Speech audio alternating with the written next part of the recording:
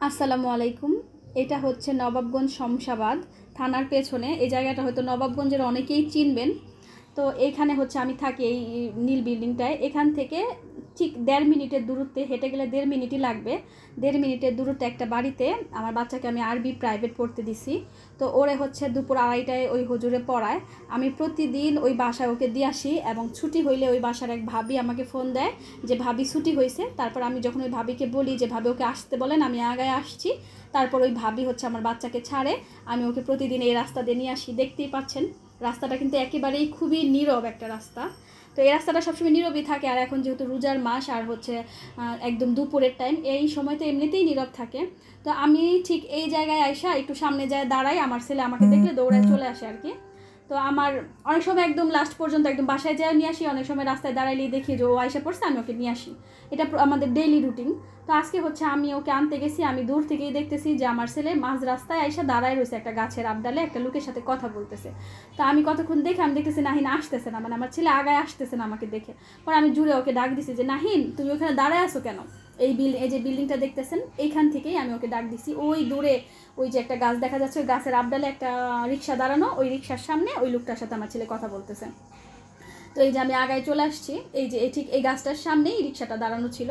এখানে দাঁড়ায় দাঁড়ায় নাহিন ওই লোকটার সাথে কথা বলতেছিল। তো আমার ডাক শুনে আমার ছেলে দৌড়ায় আমার কাছে চলে গেছে। তো সেই মুহূর্তে রাস্তায় কেউই ছিল না, একদম নীরব ছিল। ওই লোকটা ছিল, আমার ছেলে ছিল, আর ওই পাশে আমি ছিলাম। তো আমার ছেলের আমি জিজ্ঞেস করছি যে নাহিন তুমি অপরিচিত ওই লোকটার সাথে কথা বলতেছিল কেন, তুমি কি লোকটাকে চিনো? তো আমার ছেলে বলতেছে মা আমি তো চিনি না, আঙ্কেল আমাকে বলতেছে যে বাবু আমাকে এই নাম্বারটা একটু বলে দাও, তো আমি চোখে দেখি না। একথা শোনার সাথে সাথে আমার কেন যেন মনে একটু খটকা লাগলো। আমি সাথে সাথে ওরে নিয়ে ওই লোকটার কাছে আগায় আসছি। আগায় এসে দেখি যে মানে ও দূর থেকে ওনাকে দেখে আমার কোনো অ্যাঙ্গেল থেকে মনে হয় না যে উনি একজন রিক্সাওয়ালা। আইসা দেখতেছি উনি একজন রিক্সাওয়ালা আর কি। রিক্সাটার সামনে উনি দাঁড়ানো, ওনার রিক্সার পেছনে সিটে একজন প্যাসেঞ্জারও আছে। যাই হোক, পরে আমি বলতেছি মানে আমি যাওয়ার সাথে সাথে ওনারা দুইজনই খুব ব্যস্ত হয়ে গেল ফোনে। না আমি যে কিছু বলবো আমার মানে আমাকে বলার সুযোগ দিতেছে না। উনি মানে আমার শুরুর থেকেই ওনাকে দেখে খুব সন্দেহ হচ্ছিল। আমি যাওয়ার সাথে সাথেই মানে আমরা যাত্রীরা কখনো কি রিক্সাওয়ালার কাছ থেকে ফোন নিয়ে কথা বলি? একটা মানে নীরব জায়গায় একটা যাত্রী সহ রিক্সা দাঁড়া করায় রাখছে, সেখানে মানে রিক্সাওয়ালা মোবাইল বের করে দিতেছে পকেট থেকে, যাত্রী নিয়ে কথা বলতেছে, হ্যালো মামা মামা কী যেন একটা বলতেছে, মানে খুবই ব্যস্ত তারা। আর রিক্সাওয়ালারও দেখলাম যে কোনো ফোন আসে নাই, কিছু না, নিজেই কারে ফোন দিল না দিল কোনো রিংয়ের শব্দ নাই, উনিও আরেক ফোনে ব্যস্ত হয়ে গেল। মানে কতক্ষণ এদিকে যায় কতক্ষণ ওদিকে যায়, আমার কথা শুনতেছে না। তারপর আমি বারবার বলতেছি, বলবো কিছু বলবেন? আমি কি হ্যাঁ আমার বাচ্চাকে কি বলছেন, মানে আমি জোর করে ওনাকে বলতেছি, আমি খুব চিল্লাই বলছি যে আশেপাশে কেউ নাকি বের হয়। কিন্তু এমনই একটা সময় দুপুরবেলা কেউ বের হচ্ছিল না, মানে একদম নীরব। কারণ এই সময়তে রোজা রমজানের মাস, এখন সবাই হয়তো কেউ রেস্টে আছে, কেউ রান্নাবান্নায় ব্যস্ত, আর এই পাশটা একেবারে নীরব, কেউ বের হচ্ছিল না। আমি জোরে জোরে বলতেছিলাম যে আপনি আমার বাচ্চাকে কি বলছেন? বলতেছে কি যে আমি তো চোখে দেখি না, এই জন্য বলছি নাম্বারটা বলে দাও। পরে আমি ওনাকে বলছি আপনি তো যথেষ্ট ইয়াং, আপনাকে তো দেখা মনে হয় না যে আপনি চোখে দেখেন না, আর আপনি বাচ্চাকে বলবেন কেন? ও কি নাম্বার বলতে পারে? আপনি বড় কাউরে বলতেন। এত কথা আমি বলতেছি, ওনারা আমার কোনো কথারই উত্তর দেয় না, দুইজনই মানে মারাত্মক ফোনে ব্যস্ত। তো অনেক কিছু বলার পরে আমি বলছি যে খবরদার এই ধরনের ঘটনা করবেন না, বাচ্চা মানুষকে কেন আপনি ডাক দিবেন, এখনকার দিনকাল খারাপ জানেন না। আমি অনেক কথা বলে আমার হাতে মোবাইল নেই, কারণ আমি মোবাইল নিয়ে যাই নাই, আর এদিকে আমার বাচ্চা একা, এদিকে আমি ওরে রাস্তায় দাঁড়া করে রেখে গেছি। তো ওরে নিয়ে আমি বাসায়, আমি মানে 1 মিনিটের যেহেতু দূরত্ব, যেহেতু ওরে বাসায় রেখে আমি মোবাইলটা নিতে আসছি। মোবাইল নিয়ে যাওয়ার সাথে সাথে দেখি ওনারা চলে গেছে।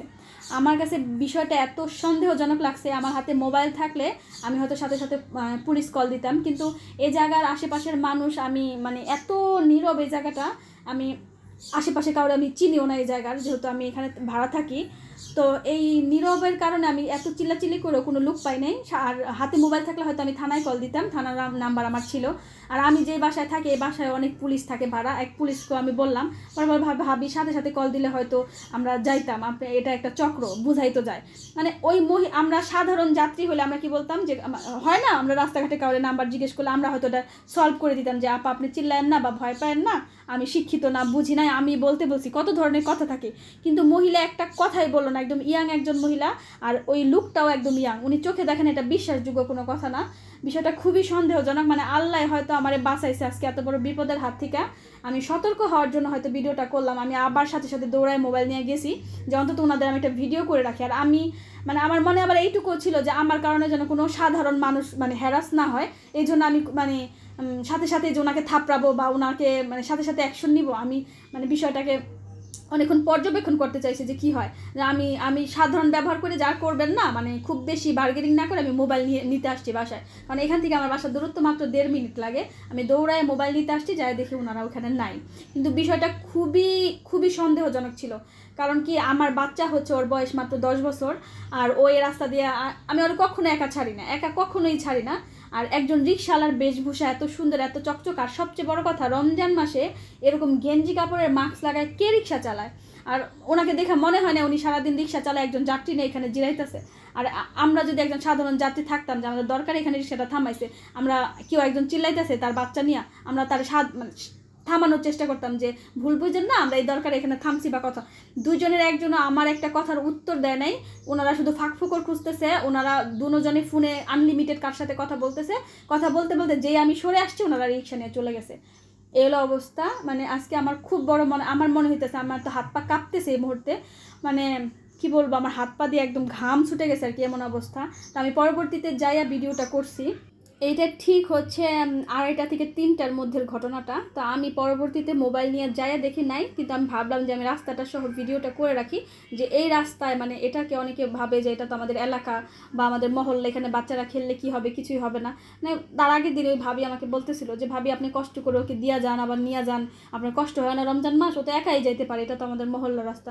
আমি তখনও ভাবিকে বলে আসছি যে না ভাবি, আমার বাচ্চা নিয়ে আমি ভয় পাই, আমি ওকে নিয়ে যাব, সমস্যা নেই, আপনি জাস্ট ফোন যদি নাও দিতে পারেন, আপনি আমাকে জাস্ট একটা মিস কল দিয়েন, তাইলে আমি বুঝবো যে এখন ছুটি দিছে, আমি আগায় আসবো, আমার বাচ্চাকে আমি নিয়ে যাব।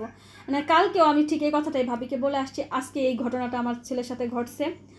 হয়তো অল্পর উপর দিয়ে গেছে, কিন্তু আমার মানে একটা জিনিস চিন্তা করে দেখেন, ওরা যদি কোনো একটা নেশা দিত, নেশা দেওয়ার সাথে সাথে ওই রিক্সায় ওই মহিলার পাশে আমার বাচ্চারে বসায় দিলে কেউ কখনো সন্দেহ করতো না। ওই মহিলা বলতো যে আমার বাচ্চা রাস্তায় ঘুমাই গেছে, হয়তো কোনো ভালো মানে কোনো যা মেন রোডে নিয়ে কোনো মাইকুত উঠায় নিয়ে গেলে আজকে আমি আমার বাচ্চার জীবনও পাইতাম না। মানে কি একটা বিপদে আমার মানে দিনটা গেল। যাই হোক, আল্লাহর অশেষ রহমত যে আমার বাচ্চার কিছু হয় না, বা আমি এত সচেতন, আমি তারপর আমার বাচ্চার সাথে আজকে এই ঘটনাটা ঘটছে। আর এটা খুবই সন্দেহজনক, এটা আমার মনের সন্দেহ না, আমি 100% শিওর এটা কোনো চক্র। আমার বাসায় যে পুলিশ ভাইটা থাকে, মানে আমি যে বাসায় থাকি, এই বাসায় অনেক পুলিশও ভাড়া থাকে, ওনার সাথে আমি বিষয়টা শেয়ার করলাম। উনিও বললো যে ভাবি এটা অবশ্যই একটা চক্র, কারণ আপনি একজন শিক্ষিত মানুষ, আপনি একজনের বেশভূষা, কথাবার্তা, আচরণ দেখলেও বুঝবেন। আর ওনারা মানে ওনাদের কোনো অ্যাঙ্গেল থেকে আমার সাধারণ জনগণ মনে হয় নাই, মানে আমার খুবই সন্দেহজনক মনে হয়েছে। যাই হোক, সতর্ক করার জন্য ভিডিওটা করলাম। আপনারা সবাই সতর্ক থাকবেন, ভালো থাকবেন। আল্লাহ হাফেজ, আসসালামু আলাইকুম।